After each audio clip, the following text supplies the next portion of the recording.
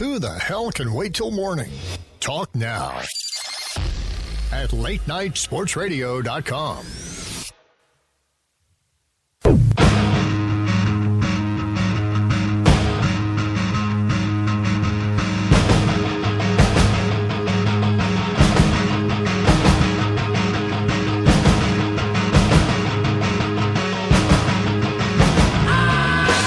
Hello, ladies and gentlemen. It's Wednesday night, and you know what that means. It's time for the FantasyGreeks.com. The FantasyGreek.com starts and sits in 60 minutes with none other than the Fantasy Greek himself, Jim Saranteas, and me, his pool boy, Keith Grieve from 87sportsfans.com. Jim, happy Wednesday.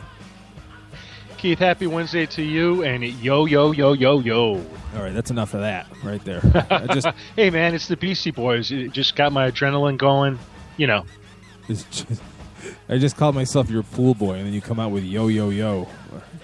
The good news Thanks, Keith. I didn't know that's how we sat with each other.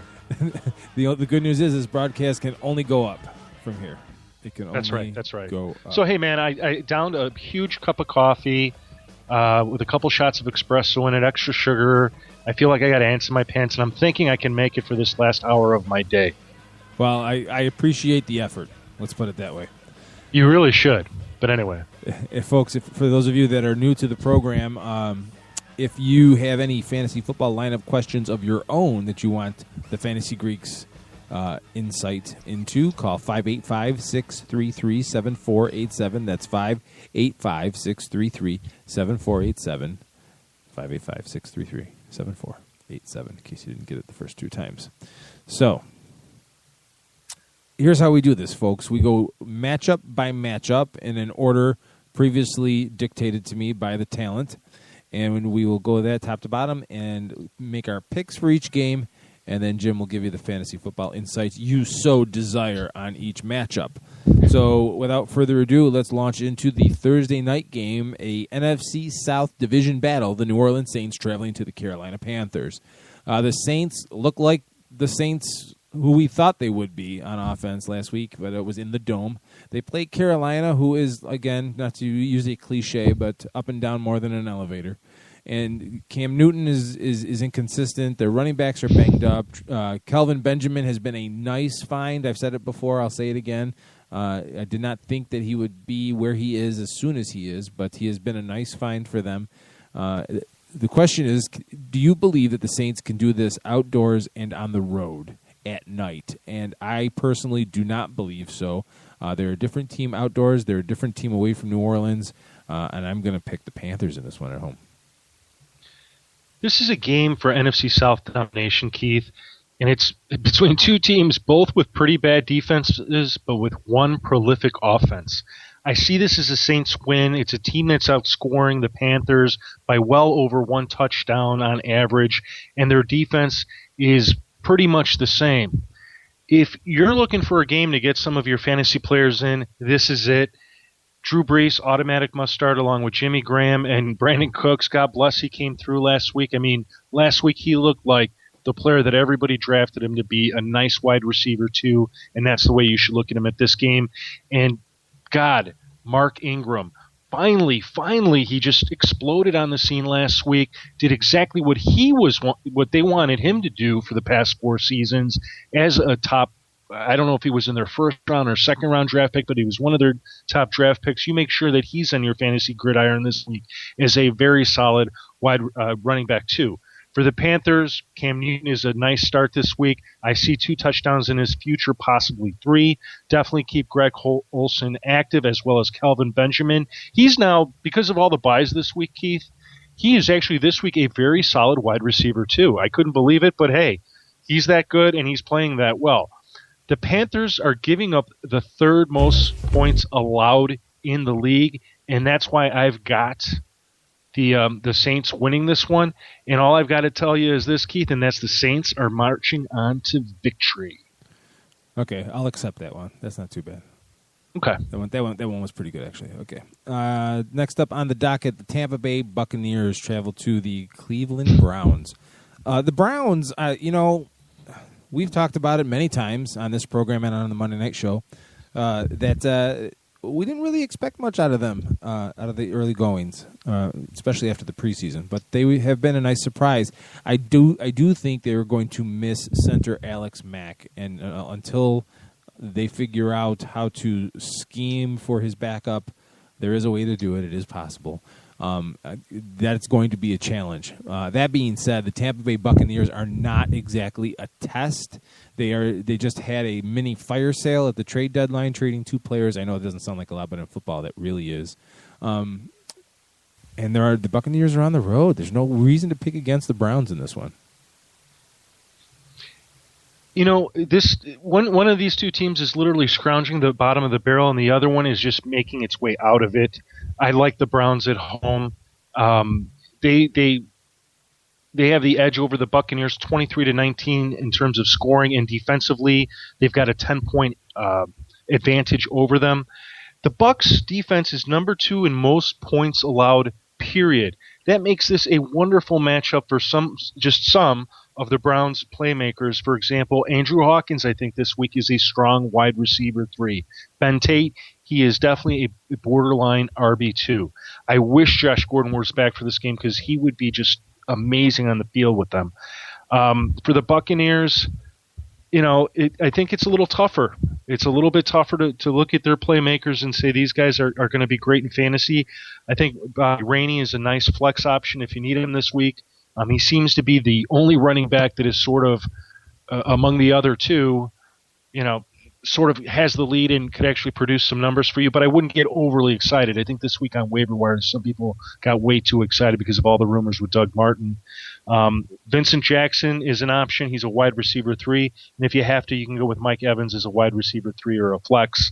I'm taking give it up for the Dogs. Bow wow.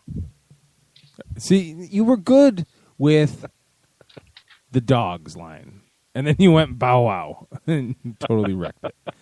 All right, the Arizona Cardinals travel to the Dallas Cowboys. Who would have thought that this would be the matchup of the week? I think, well, at least one of them. You have Denver, New England. Never mind, I take that back. But this is definitely a matchup to watch this weekend. Carson Palmer has been playing decent. Let's not forget he is dealing with some kind of nerve injury still, and even though he's back playing, you can't possibly tell me he's 100%. That being said, it's all even because Tony Romo is now nursing a hurt back, and possibly Brandon Whedon gets the start for this. The Cowboys are at home. They have had one heck of a season this year so far. They got a little shell shocked by the Washington Redskins last year, and I'm not changing my pick. I did pick Monday night. I did pick the Cowboys in this. But, the stage is being set for a Cardinals upset. But for consistency's sake, I am picking Dallas, but not all that confidently. I'm going to stick with Dallas in this, despite the possibility that Brandon Whedon ends up quarterbacking the Cowboys, and here's why. The Cardinals' defense plays right into one of the strengths of the Cowboys, and that's their passing offense. Des Bryant is in line for a phenomenal game here, as is Terrence Williams. I mean, Tony Romo right now is a low-end QB1. If Brandon Whedon had to start, I would say he's probably a borderline QB1, and certainly if you have one of the various quarterbacks on a bye this week, like Matt Stafford, Aaron Rodgers, Matt Ryan, or Jay Cutler, and you're looking at your waivers going, boy, I really need somebody, it could well be Brandon Whedon. Despite the fact that the Cardinals are one of the best rush defenses in the league, you keep DeMarco Murray active. He is running strong. He is running tough, regardless of the defense. And plus, he plays a role in their passing game. So consider him to be still a top 5 option this week. For the Cardinals, I think Carson Palmer's more of a low QB1. The Cowboys defense is a little bit better statistically, certainly middle of the road, but still better. You're going to get more production out of the other playmakers on this team, such as a Michael Floyd, Larry Fitzgerald, and certainly Andre Ellington. The Cowboys, they have the best. The Cowboys have the best cards in town. Keith, giddy up.